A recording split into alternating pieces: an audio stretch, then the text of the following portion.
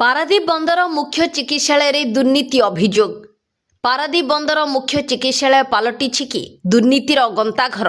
ମୁଖ୍ୟ ଚିକିତ୍ସା ଅଧିକାରୀ ଓ ଟ୍ରମା କେୟାର କର୍ତ୍ତୃପକ୍ଷଙ୍କ ମିଳିତ ସହଯୋଗରେ କୋଟି କୋଟି ଟଙ୍କାର ଘୋଟାଲା ହୋଇଥିବା ନେଇ ଉଠିଛି ସଙ୍ଗୀନ ଅଭିଯୋଗ। ଚିକିତ୍ସା ସେବା ନାଁରେ ଚାଲିଥିବା ଏହି କଥିତ ଆର୍ଥିକ ଅନିୟମିତତାର ସତ୍ୟତା କ'ଣ? କାହା ସ୍ୱାର୍ଥରେ ଏଭଳି ଘୋଟାଲା ହୋଇଛି?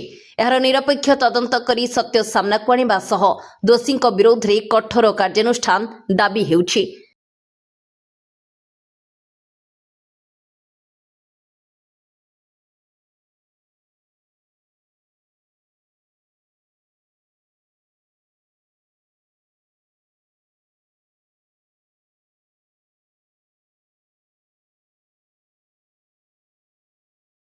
ब्यूरो रिपोर्ट विचित्र दुनिया।